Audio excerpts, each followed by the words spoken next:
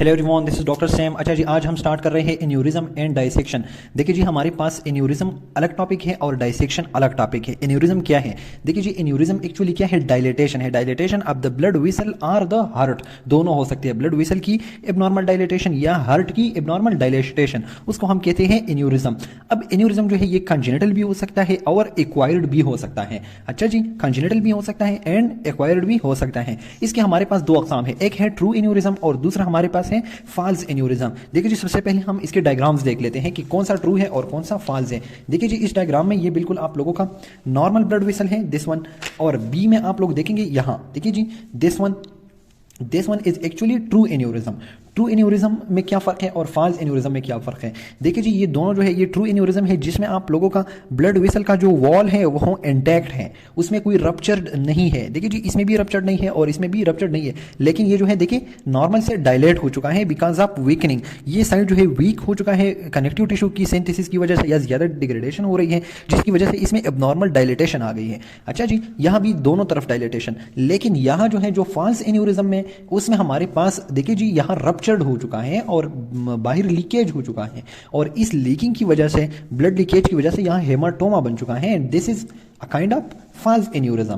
तो अगर true aneurysm है हमारे पास तो उसमें हमारे पास ब्लड वेसल जो है इंटैक्ट रहती है। अब देखें, ट्रू एन्यूरिज्म के आप लोग के पास दो अकसाम है। Number first one is secular in shape. Secular मतलब जिस तरह सिकल शेप, देखिए जी सिकल शेप बन चुका है, सेकुलर शेप। अच्छा जी, और दूसरा आप लोगों के पास है फ्यूजिफॉर्म। फ्यूजिफॉर्म जो है ना दो तरफ से डायलेट और बाकी जो है देखिए जी कंस्ट्रक्ट, तो इसको हम फ्यूजिफॉर्म शेप कहते हैं। अच्छा जी, और अगर आप लोग देखेंगे फॉल्स एन्यूरिज्म को तो एक्स्ट्राविजेशन ऑफ ब्लड, और ये जगह जो है आप लोग इस तरह पल्पिटेशन देखिए जी, पल्सेटिंग हेमेटोमा है। अच्छा जी, और ये अंदर के साथ कनेक्टेड है, देखिए पल्साइटिंग हेमेटोमा यहां बन चुका है। अब देखिए, और डाइसेक्शन जो मैंने आप लोग को बता दिया, so dissection is completely different topic, वो मैं आप लोग को वहां पर पढ़ाऊंगा। लेकिन यहाँ क्या हो जाता है कि जो एंडोथेलियल लेयर्स हैं उसमें कोई ट्रॉमा टियर आ चुका है और यहाँ से ब्लड लीक, और इसी तरह ये फ्लो करता है between the intima and the media. इस तरह पूरी की पूरी लेयर में फ्लो करके दोबारा से ये अंदर आ जाती है या फिर रप्चर्ड हो जाती है। So this is a different thing. Dissection में आप लोग को अलग से पढ़ाऊंगा। देखिए जी, अब हमारे पास ट्रू एन्यूरिज्म क्या है, उसमें तीनों लेयर इन्वॉल्व होते हैं लेकिन दे आर इंटैक्ट। अच्छा जी, इसकी एग्जांपल्स क्या है? देखिए हमारे पास क्या है, एथेरियोस्क्लेरोसिस, इसकी वजह से ट्रू एन्यूरिज्म होता है। कंजेनिटल वस्कुलर एन्यूरिज्म, ये भी एक टाइप है, या ventricular aneurysm resulting from transmural myocardial infarction. अच्छा जी, तो ventricular, congenital vascular aneurysm, these are something of true aneurysm. जो फॉल्स एन्यूरिज्म है उसको हम सूडो एन्यूरिज्म भी कहते हैं, और इसमें हेमाटोमा बन रहा था, पल्सेटिंग हेमाटोमा बन रहा था। अच्छा जी, और हेमाटोमा जो है ये इन कनेक्शन होता है विद द इंट्रावस्कुलर स्पेस। आप लोग को पता चल गया ऑलरेडी, आप लोगों ने देखा कि कनेक्शन बन रहा था उनका।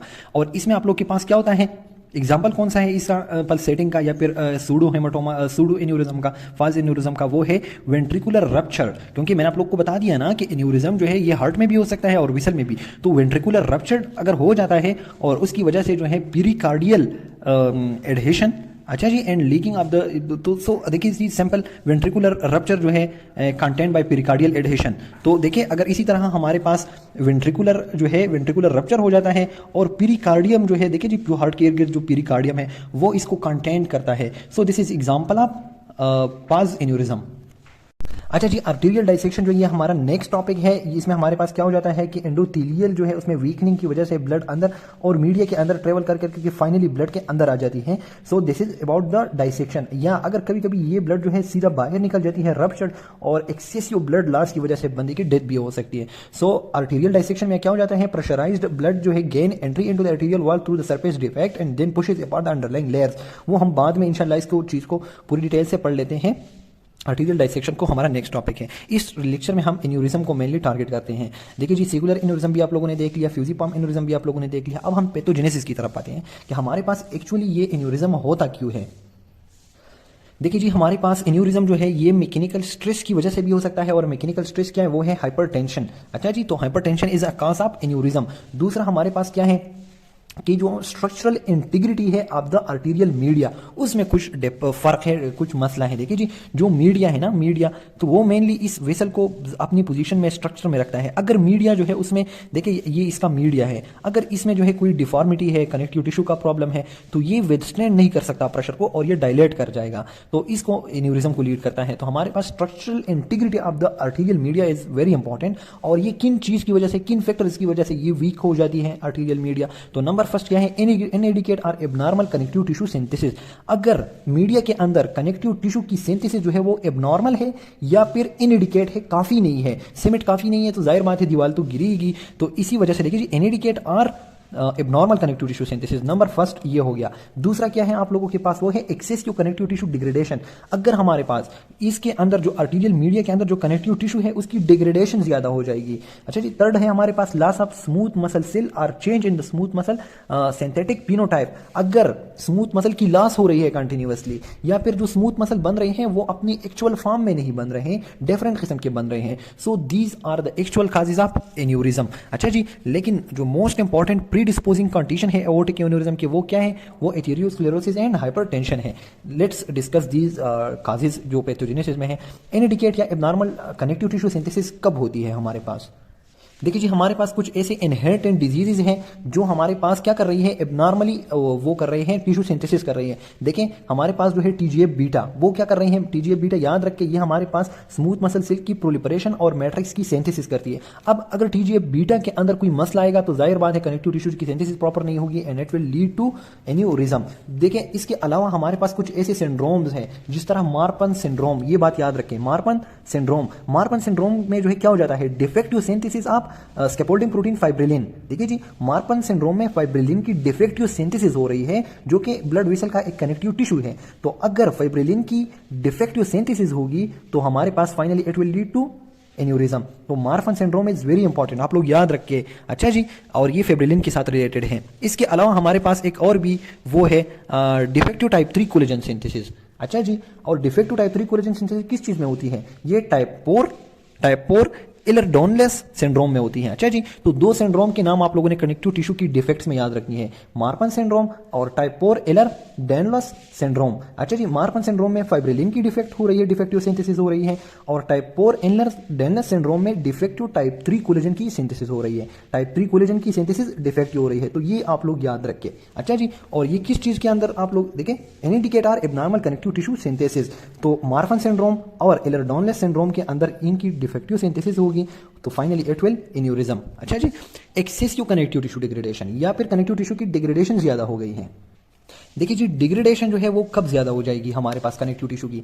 देखिए हमारे पास मैट्रिक्स के अंदर मेटेलोप्रोटीएज, देखिए प्रोटीएज, देखिए मेटेलोप्रोटीएज प्रेजेंट है। अब अगर मेटेलोप्रोटीएज की एक्सप्रेशन ज्यादा हो जाएगी तो जाहिर बात है वो ज्यादा डिग्रेडेशन करेगी। तो इंक्रीज मैट्रिक्स मेटेलोप्रोटीएज एक्सप्रेशन, और ये कौन करता है? Bye macrophages. मैक्रोपेजेस जो है वो मेटेलोप्रोटीएज की एक्सप्रेशन ज्यादा कर देती हैं जिसकी वजह से कनेक्टिव टिश्यू की डिग्रेडेशन बढ़ जाती है। तो इसी तरह अगर आप लोगों के पास मेटेलोप्रोटीएज जो है उसकी एक्सप्रेशन बढ़ती है, कम हो जाती है, it can lead to excessive connective degradation. तो this is the second point. Third हमारे पास है loss of smooth muscle cell और change in smooth muscle cell synthesis phenotype. देखिए जी, इस चीज को मैं यहां से एक्सप्लेन कर देता हूं आप लोगों को। देखिए ये आप लोगों का एक ब्लड वेसल है। अब यहां पर जो है आप लोगों के पास एक एथेरियोस्क्लेरोटिक प्लाक बन चुका है। देखिए जी, वो इस तरह यहां पर कोलेस्ट्रॉल और ये सारी चीजें होती हैं, और ये आप लोगों का एंटिमा जो है इस तरह अंदर की तरफ, और ये आप लोगों का, देखिए जी, ये आप लोगों का मीडिया हो गया, ये आप लोगों का मीडिया हो गया, and this one is your adventitia. अब हमारे पास देखिए जी, ये जो मीडिया है, media of the blood vessel, देखिए अब इस मीडिया को यहां से थ्रू डिफ्यूजन सप्लाई होती है, लेकिन एथेरियोस्क्लेरोसिस की वजह से ये क्या है? ये एथेरियोस्क्लेरोटिक प्लाक बन गया है। लास्ट टॉपिक जो हमारा था, इसकी वजह से चूंकि यहां पर बहुत ज्यादा थिकनिंग हो गई तो प्रॉपरली यहां तक ब्लड जो है डिफ्यूजन ऑफ न्यूट्रिएंट नहीं हो सकती, तो मीडिया वीक हो जाएगा, मीडिया वीक हो जाएगा। So it will start aneurysm. ये इस तरह एन्यूरिज्म बाहर की तरफ डायलेट हो जाएगा। सो एक तो ये काज हो गया weakening of the media because of what? Because of lake of diffusion. दूसरा हमारे पास है देखिए जी, ये आप लोगों का ब्लड वेसल है, ये इसका वो है वॉल है, और इस वॉल को जो है कौन सप्लाई कर रहा है, वेजा वेजोरम, मतलब विसल ऑफ वेसल। और हाइपरटेंशन की वजह से ये वेजा वेजोरम जो है इसकी प्रॉपरली ये उसको सप्लाई नहीं कर सकता, क्योंकि ये बहुत माइन्यूट और बहुत बारीक से वेसल होते हैं। तो हाइपरटेंशन जब प्रेशर बढ़ जाता है तो ये प्रॉपरली सप्लाई नहीं कर सकता विसल वॉल को। जब प्रॉपर सप्लाई नहीं कर सकेगा विसल वॉल को, तो विसल वॉल को इस्कीमिया हो जाएगा और ये डायलेट कर जाएगा, वीक हो जाएगा। सो देखिए जी, हमारे पास स्मूथ मसल सेल जो है उसकी चेंजेस आप लोगों ने एथेरियोस्क्लेरोसिस में देखी थी। तो अगर एथेरियोस्क्लेरोसिस आप लोगों के पास आ जाता है, उसमें हमारे पास change in smooth muscle synthetic phenotype हो जाता है। अच्छा जी, और एथेरियोस्क्लेरोसिस की वजह से मैंने आप लोग को बता दिया कि हमारे पास ischemia of the media of the vessel wall हो जाती है, जो कि बहुत कमजोर हो जाता है। इसी तरह हमारे पास जो सिस्टेमिक हाइपरटेंशन है उसकी वजह से आप लोगों का जो वेजा वेजोरम है उसमें हमारे पास प्रॉपरली वो सप्लाई नहीं कर सकता ब्लड टू द मीडिया, और इसी तरह ischemia of the outer media हो जाता है। अच्छा जी, स्पेशली आउटर मीडिया जो है वो बहुत कमजोर हो जाता है बिकॉज ऑफ हाइपरटेंशन, और हाइपरटेंशन जो है उसकी वजह से वेजा वेजोरम की नैरोइंग हो जाती है। सो जब ischemia of the media appear हो जाती है, फाइनली इस्कीमिया की वजह से जाहिर बात है मीडिया कमजोर हो जाएगा और it will lead to aneurysm. So दोबारा से इस चीज़ को यहाँ पर एक्सप्लेन किया हुआ है कि एओर्टिक एन्यूरिज्म के जो है एथेरियोस्क्लेरोसिस और हाइपरटेंशन ये दोनों बहुत मेजर काजेज हैं। एथेरियोस्क्लेरोसिस क्या कर रहा है, बहुत ज़्यादा थिकनिंग कर रहा है, डिफ्यूजन नहीं हो सकती प्रॉपर्ली, और हाइपरटेंशन जो है वो वेजा वेजोरम को इफेक्ट कर रहा है। अच्छा जी, इसके अलावा जो है और भी बहुत सारे काजेज है, ट्रामा है, वेसिकुलाइटिस है, कंजेनिटल डिफेक्ट्स है, इन्फेक्शन है। अगर किसी इन्फेक्शन की वजह से एन्यूरिज्म होता है, किसी इन्फेक्शन की वजह से, तो उसको हम कहते हैं माइकोटिक एन्यूरिज्म। अच्छा जी, इन्फेक्शन की वजह से इन्फेक्शन या तो देखिए जी किसी सेप्टिक एम्बोलिज्म की वजह से भी हो सकती है, या फिर कोई एडजेसेंट सपोरेटिव प्रोसेस चल रहा है उसकी वजह से भी हो सकती है, या फिर direct infection to the arterial wall भी हो सकती है। अच्छा जी, जिस तरह tertiary syphilis is a rare cause of aortic aneurysm. अब हमारे पास दो इंपॉर्टेंट चीजें आ रही हैं, वो है एब्डोमिनल एओर्टा एन्यूरिज्म और थोरेसिक एओर्टा एन्यूरिज्म। अब हमारे पास देखिए जी, एब्डोमिनल एओर्टा के अंदर हम एन्यूरिज्म देखते हैं, और नेक्स्ट हमारे पास क्या है, थोरेसिक एओर्टिक एन्यूरिज्म। ये दोनों हम देख लेते हैं कि एब्डोमिनल एओर्टा एन्यूरिज्म कैसे होता है एंड थोरेसिक कैसे होता है। अच्छा जी, इसमें बहुत ज़्यादा रिपीटेशन की गई है। देखिए, एब्डोमिनल एओर्टा एन्यूरिज्म बहुत ज़्यादा इजी है। ये जो होता है एज अ कंसिक्वेंस ऑफ एथेरियोस्क्लेरोसिस होता है। मैंने अभी भी एक्सप्लेन किया था थोड़ी देर पहले कि एथेरियोस्क्लेरोसिस की वजह से एन्यूरिज्म होता है। अच्छा जी, अब इसमें हमारे पास मोस्ट कॉमनली जो है कौन इन्वॉल्व होता है, एब्डोमिनल एओर्टा इन्वॉल्व होता है और इलियक आर्टरीज इन्वॉल्व होती हैं। अच्छा जी, अब देखिए हमारे पास इसमें एब्डोमिनल एओर्टा एन्यूरिज्म जो है मोर फ्रीक्वेंटली मेन और स्मोकर। देखिए जी, मर्द जो है मोस्टली स्मोकिंग करते हैं ना, तो मर्द और स्मोकर्स ये बहुत ज़्यादा इसका शिकार हो जाते हैं। अच्छा जी, और ये जो है and rarely develop before 50 years, बहुत कम जो है ये आप लोग के पास 50 ईयर्स से पहले आएगा। बाकी जो है most of the patient will be older than 60 years. तो ये बात याद रखनी। देखिए जी, मर्द स्मोकिंग ग्रेटर देन 60 ये ज्यादा प्रोन है टू दिस वन। अच्छा जी, और इसमें क्या हो जाता है, एक्स्ट्रा सेलुलर मैट्रिक्स जो है उसकी डिग्रेडेशन होती है, और ये डिग्रेडेशन कौन करता है, देखिए जी, extracellular matrix of the vessel wall उसकी डिग्रेडेशन कौन करता है, proteolytic enzyme release from the inflammatory infiltrate in atherosclerotic lesion. Atherosclerotic lesion के अंदर बहुत ज्यादा मैक्रोपेजेस, न्यूट्रोपेल्स और ये सारी चीजें थी ना, तो अब उनकी वजह से कुछ एंजाइम्स आ रहे हैं, प्रोटियोलिटिक एंजाइम्स आ रहे हैं, और वो एक्स्ट्रा सेलुलर मैट्रिक्स की डिग्रेडेशन करते हैं, तो दीवार कमजोर हो जाएगा, जाहिर बात है उसमें डायलेटेशन आ जाएगी, and this is called aneurysm.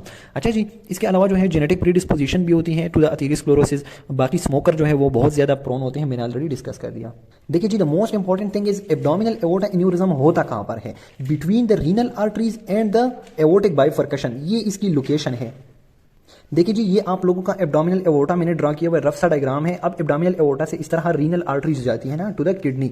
अच्छा जी, और इस तरह नीचे आके इसमें बाइफर्केशन होता है इनटू द इलियक आर्टरीज। अब आप लोग देखें, हमारे पास एब्डोमिनल एओर्टा एन्यूरिज्म जो है ना, ये इन दोनों के बीच में होती है, इन रीजन में, बिलो द रीनल आर्टरीज, ये जो रीनल आर्टरी गई है ना इससे बिलो, और अबाउ द बाइफर्केशन, इस रीजन में आप लोगों के पास एन्यूरिज्म जो है, वीकनिंग जो है वो होती है। तो देखिए जी, आप लोगों को समझ आएगा कि between the renal arteries and the aortic bifurcation. बाकी मैंने आप लोग को पहले ही बता दिया कि हमारे पास एओर्टिक एन्यूरिज्म की डिफरेंट फॉर्म्स हो सकते हैं। एक तो इन्फ्लेमेटरी है, इन्फ्लेमेटरी में एथेरियोस्क्लेरोसिस, और उसमें जो है इन्फ्लेमेटरी सेल्स आ गए और उन्होंने ये सारा कुछ कर दिया। बाकी ये जो है इम्यूनोग्लोबुलिन यानी कि IG4 रिलेटेड डिजीज जो है उनकी वजह से भी हो सकती है, ये बात आप लोग याद रखें, IG4 रिलेटेड डिजीज की वजह से, और माइकोटिक जो है इन्फेक्शंस की वजह से भी एब्डोमिनल एओर्टिक एन्यूरिज्म हो सकता है, AAAs। अच्छा जी, अब इसके जो कॉम्प्लिकेशंस हैं, कॉन्सिक्वेंसेज हैं, आप लोग इसको देखें बहुत गौर से। या तो देखिए अगर ये बहुत सीवियर कर जाता है ना एब्डोमिनल एओर्टिक एन्युरिज्म, तो ऑब्स्ट्रक्शन ऑफ अ वेसल भी हो सकता है। देखिए जी इससे बहुत ज़्यादा ब्रांचेस निकलती है ना, मैंने आप लोग को पहले यहाँ पर डायग्राम में दिखा दिया, इससे बहुत ज़्यादा ब्रांचेस निकलती है। तो अगर एन्युरिज्म हो जाएगा यहाँ पर, तो उन वेसल्स में जो ब्रांचेस गए हुए हैं उनमें ऑब्स्ट्रक्शन जो है उसकी बहुत ज़्यादा चांसेस होती है। सो रीनल, इलियक, वर्टेब्रल, मेजेंट्रिक, उनमें इस्कीमिया और फाइनली जो है बहुत ज़्यादा डेंजरस सिचुएशन। या एम्बोलिज्म ऑफ इथेरोमेटस मटेरियल, यानी कि जो कोलेस्ट्रॉल और ये चीज़ें हैं ये यहाँ से डिसरप्ट होकर कहीं दूसरी जगह फंस जाते हैं। या फिर हमारे पास जो है इम्पेंजमेंट ऑफ द एडजेसेंट स्ट्रक्चर्स।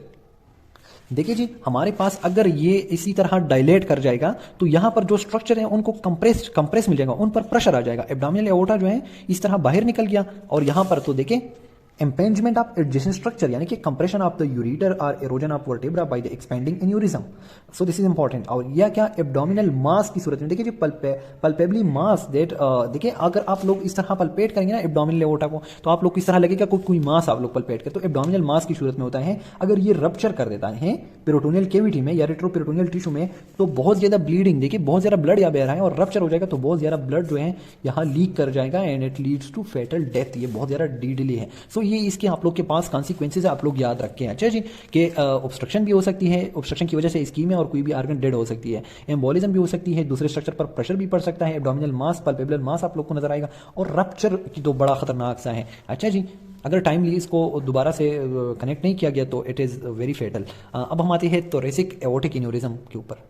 देखिए जी इसके काजेज भी तकरीबन सिमिलर हैं। देखिए जी इसमें आप लोग ये बात याद रखें कि ये टर्शियरी सिफिलिस की वजह से भी हो सकती है। बाकी देखिए हाइपरटेंशन है, बाइकस्पिड वॉल एओर्टिक वॉल है, मार्फन सिंड्रोम है, टीजीए, बीटा सिग्नलिंग, ऑलरेडी मैं सब कुछ आप लोग को बता चुका हूँ। लेकिन जो एओर्टिक एन्युरिज्म अगर हो जाएगा थोरेसिक एओर्टिक एन्युरिज्म, वो क्या था, वो एब्डोमिनल एओर्टिक एन्युरिज्म था। ये क्या है, ये थोरेसिक एओर्टा है। अब अगर इसमें आ जाएगा तो जाहिर बात है थोरेसिक है, रिस्पायरेटरी प्रॉब्लम्स आएंगे ना, तो रिस्पायरेटरी और फीडिंग डिफिकल्टीज आ जाएगी।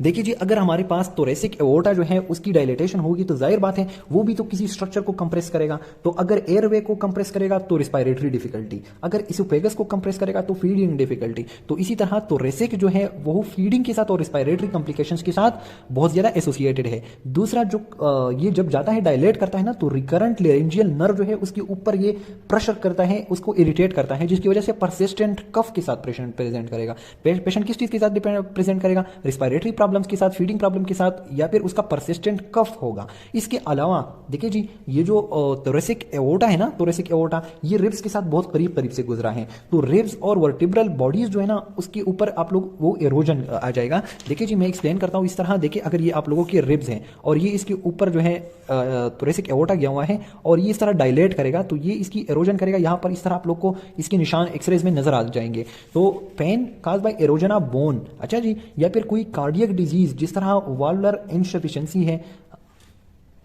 तो इससे हमारे पास देखिए जी अगर एओर्टिक इनसफिशिएंसी आ जाती है हमारे पास तो कार्डियक डिजीज के अंदर जो है इसमें वाल्वुलर इनसफिशिएंसी इंक्लूड है। इसके अलावा जो है एओर्टिक डायसेक्शन और रप्चर भी आप लोग के साथ हो सकती है। देखिए जी हमारे पास हार्ट में देखिए ये एओर्टिक वॉल है आप लोग के पास। अच्छा जी अब अगर ये डायलेट हो जाए, ये वाली रीजन ये डायलेट हो जाए तो ये वाली इस तरह पीछे की तरफ जाएंगे। जब ये पंप करेगा तो वॉल प्रॉपरली बंद नहीं कर सकती, जिसकी वजह से ब्लड थोड़ी बहुत ब्लड दोबारा से अंदर चली जाती है। तो इसको हम कहते हैं वाल्वुलर इनसफिशिएंसी, अच्छा जी, या इसको वाल्वुलर इनकम्पिटेंसी भी कहते हैं। और ये कार्डियक डिजीज है और ये इस तरह हमारे पास एओर्टिक एन्युरिज्म के साथ कनेक्शन में है।